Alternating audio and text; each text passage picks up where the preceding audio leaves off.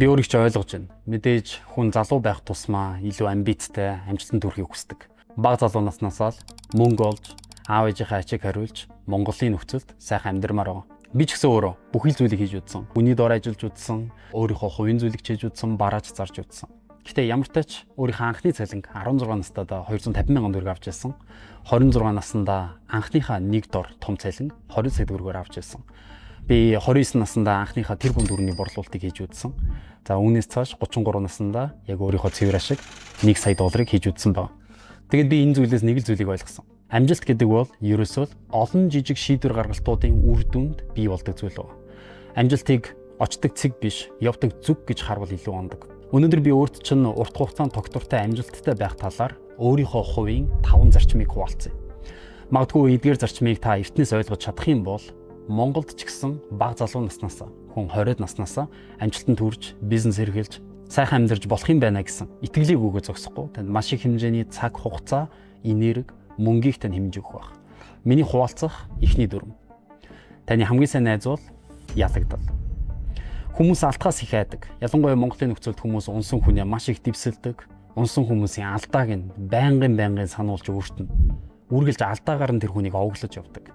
Гэхдээ эсвэргээр би алдсан хүнийг бол би хувьдаа маш их хүндэлдэг. Яагаад вэ гэхээр тэр хүн алдах зоригтой байсан гэсэн. Тэгэхээр эргэн тойрны чинь ярьж байгаа хүмүүсийн алдах үе, баларх үе, дампуурах үе, эрсдэлтэй биш үү гэж хэлж байгаа үгийг сонсохгүйгээр зөвхөн өөртөө итгээд, өөртөө эзэн болоод үйлдэл аваад алдсан ч бай. Энэ миний алдаа гэж хэлж чаддаг хүн бол миний хувьд бол маш хүчрхэг хүн. Би анхны контентоо YouTube руу оруулж яхад мэдээж шууд 100 мянган views аваагүй. Анх контент хийсэн, 3 сар тасралтгүй контент хийсэн, өдөр шөнөгүй хөдөлмөрлсөн ч ерөөсөө ч үр дүн гараагүй. Бүжиг дээр ч гэсэн адилхан. Анхны бүтэн 1 жилийн хугацаанд би бүжгийн сургалтанд явж хичээсээр байсан. Гэтэ ерөөсөө би хүмүүсийн өмнө гараад алга ташуулж чадах хэмжээний мундаг бүжигчин болж чадаагүй. Бизнес эрхлэх гэж гисэн. Эхний би 6 сарыг тасралтгүй өөрийгөө хөгжүүлэхэд зарцуулж байсан.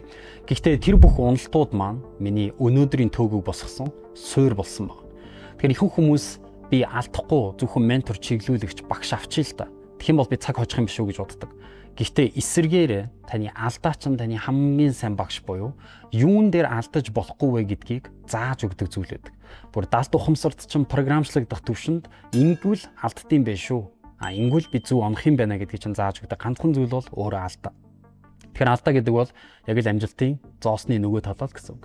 Мэдээж нөгөө талд нь таны хүсэж байгаа алдар нэр хүнд, мөнгө, карьер бүх зүйл байгаа. Гэхдээ зоосны яг нөгөө талд нь заавал алдаа, failure, бүтлгүүтэл тэр бүх зүйл заавал байдгаа гэсэн. Алдаанаас хизэж бити ичээр. Харин нэг л зүйлийг өөртөө дахин давтаж хэлээр. Би алдснараа нэг шат ахиж чадлаа гэж өөртөө хэлээр. Миний хуваалцах хоёр дахь зүйл. Бухалхаас өмнө эхлээд бяруу байж сурах. Цаг хугацаа гэдэг зүйл амжилтанд заавал шаарддаг гэдгийг хэлэх гэсэн. Тэгэхээр амжилтанд хүрэх гэж байгаа хүний номер 1 баримтлах ёстой зарчим бол даруухан байх. Даруу байна гэдэг нь ерөөсөж чимээгүй байна гэсэн үг биш. Харин эсвэргээрээ өөрийгөө би болоогүй байгаа юм байна. Надад суралцах зүйлс байгаа юм байна. Надаас илүү баян, мөнгөтэй, мэдлэгтэй, туршлагатай, мэрэгүү ухаантай хүмүүс амьдрал дээр байд юм байна гэдгийг хүлээн зөвшөөрөөд үргэлж суралцах чиг хандлагатай байна л гэсэн үг. Ийм хүнийг даруухан гэж хэлдэг. Харин ихэнх монголчууд маань даруу хүн бол дуугүй хүн байх хэрэгтэй гэж үзэж байгаа. Та дуу гаргадаг байж болно, чимээ гаргадаг байж болно. Таны хийдэг зүйлсүүд чинь үр дүн чинь таны өмнөөс маш хүчтэйгээр ярьж чаддаг байж болно. Гэхдээ та үргэлж суралцахыг хүсдэг. Өөрөөсөө нас залуу ч гэсэн тэр үнэ суралцаж чаддаг хүн байх юм бол хүмүүс таныг даруу хүн байна гэж хүлээж авна гэсэн үг. Монголчууд цагийн юм цагтаа гэж хэлдэг. Яг тэрнтэй адилхан өөрөө та зөв зүйл дээрээ төвлөрөөд тууштай явж л байгаа бол та бухалх өдөр ирнэ гэсэн. Бухалх дээр өөрийнхөө зорилгыг ерөөсөж битээ та. Мөнгөтэй болох, материалын зүйлс ихтэй болох, дансандаа хэдэн зуун сая төгрөгтэй болох энэ зүйл дээр ерөөсөж битээ анхаар. Харин эсвэргээрээ өөрийнхөө эзэмсэн зүйлийг хинээс ч илүү сайн хийж чаддаг болох, өөрийнхөө хийсэн зүйлстэй эзэн болох, өөрийнхөө баг хамт олонны өмнө нэр төртэй байх, өөрийнхөө салбар дотроо үнэлэгдэж, хүндлэгдэж чадсан нийгэм байх гэдэг дээр л анхаар. Хэрэв та тэгж чадхал юм бол хангалттай бухалх өдөр чинь заавал ирнэ гэсэн үг. 3 дахь зөвлөгөө. Мөнгөтэй болно гэдэг бол ерөөсөөч ухааны бядны асуудал биш. Энэ бол сахилга батын асуудал. Мөнгө олдог ч гэсэн дансанд нь сарын эцэст нэг ч төгрөг үлдэхгүй, маш их мөнгийг эргэлдүүлээд эцэст нь хувхаа хоосон үлддэг. Тэгэхээр мэдээж хүмүүс мөнгө хийж чадна. Ажил хийж байгаа хүн ч мөнгө хийж чадна, бизнес хийж байгаа хүн ч мөнгө хийж чадна. Гэтэ гол нь мөнгийг удирдах сахилга баттай байж сурна гэдэг нь өөрөө төлөвшлийн шинж. Би түрүүн хэлсэнчлэн 26 наснда анхныхаа 20 сая төгрөгийн ажлыг авч яасан гэж. Тэр 20 сая төгрөгөө авчаад нэг харамсалтай зүйл нь 1 сарын дараа тэр мөнгө маань бүгдээрээ дуусчихсан. Нэг ч төгрөг надад үлдэв. Яагаад гэвэл би мөнгөтэй болчихлоо гэж баярлаад бүх мөнгөө үрж байгаагаа би мөнгөө удирдах байна гэж бодсон. Мөнгө хийж чадна гэдэг бол нэг ур чадвар. Гэхдээ мөнгөө хянаж сурна гэдэг бол жинхэнэ ялалт, жинхэнэ амжилт юм. Одоо бол би өөрийнхөө олдог мөнгөний 80%-ийг нь цааш нь заавал дарддаг. Яагаад гэвэл би нэг өөрийнхөө эрсдлийн менежмент гэж үздэг.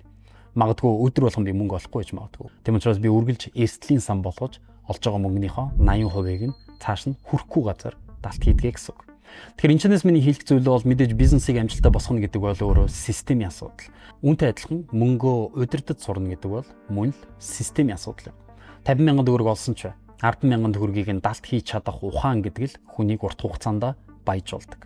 Яг үүндээ цаг хугацаа гэдэг хэмжигдэхүүнийг маш сайн ойлгосон, өөрийгөө удирдах чаддаг зарчимтай хүн л цаг хугацааны ирэхээр баяжж байгаа. Дараагийн миний хуваалцах зарчим юу вэ гэхээр хүчтэй хүмүүс үргэлж ганцаараа алхдаг. Бүргэд үргэлж ганцаараа нисдэг. Үнэн боловч нэг гашуун зүйлийг хуваалцахад таны найз нөхөд, танилуд, гэр бүлийн хүмүүс, дотны хүмүүс чинь та өөрийгөө өөрчлөхөөр шийдвэр гаргасан үед танд сөргөөр хандаж эхэлдэг. Яагаад вэ гэхээр таны өмнө нь байсан хувилбар тэр хүмүүс татагдсан учраас тантай хамт байгаа. Та өөрийгөө өөрчлөнө гэдэг бол тэр хүмүүсийн бодлоор та хоёрын хоорондын харилцаанд хийж байгаа гэмт хэрэг мэт маш огцом шийдвэр мэт санагдана.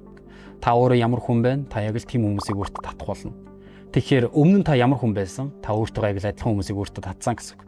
Хэрвээ та өөрчлөгдөх шийдвэр гаргах юм бол цагийн ирэхээр та өөрөө ямар хүн болно? Тэрнтэй ч адилхан хүмүүс таныг угаасаа л хүрээлэх болно. Энэ бол цаг хугацааны асуудал. Тэгэхээр энэхүү шилжилтийг хийж явах үед хүн өөрөө жинхэнэ утгаараа хэн бэ? Хинд би итгэх ёстой вэ? Би өөрөө хин юм бэ гэдгээ ойлгодог. Амжилттай хүн болгон нөлөөлөл нь томч, хүрээлэл нь жижиг байдаг гэдгийг ойлгоорой. Тэр үед л чи жинхэнэ өөрийгөө би бүтээж чадчихъя гэдгээ ойлгох болно. Миний хамгийн сүүлийн хэлэх зөвлөгөө бол Бурхан хизээч өөрийн чинь хүртэх ёсгүй зүйлийг өөрт чинь өгөхгүй. Хизээч өөрийн чинь давж чадахгүй ачааг өөрийн чинь нуруунд бас үүрүүлэхгүй. Би энэ мөчүүдийг амьдралдаа маш олон удаа туулж байсан. Бүх зүйл сайхан явж байгаа юм шиг, үргэлжийн мөнхөд ийм байх юм шиг яг бодож итэл гинтийн маш том алдаанууд, асуудлууд хаанаас ч юм гарч ирдэг. Бид нар монголчууд ярьдаг штэ. Гай газар доороос, гахаа модон дотроос гэж. Хаанаас ч юм төсөөлөөгүй өнцгөөс гинтийн асуудлууд гарч ирдэг. Яагаад энэ асуудлууд гарч ирж байгаа вэ гэдгийг бүгдээрээ хамтдаа бодоод үзье. Энэ асуудлаар дамжуулж Бурхан өөрийн чинь хандлагыг сорьдог гэж үзэж болно гэсэн үг. Өөрт чинь байгаа энэ эд хөрөнгө, амжилт, followers, нөлөөлөл энэ бүх зүйлийг хүртэх хэрэгтэй хүн мөн үгүй юу гэдгийг Бурхан заавал нэг замд нь шалгаж үздэг гэсэн.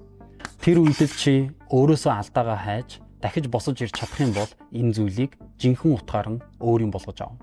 Харин эсрэгээрээ бууж өгөх юм бол тэр зүйлийг хүртэх хэмжээндээ чи хараахан очоогүй байжээ гэсэн.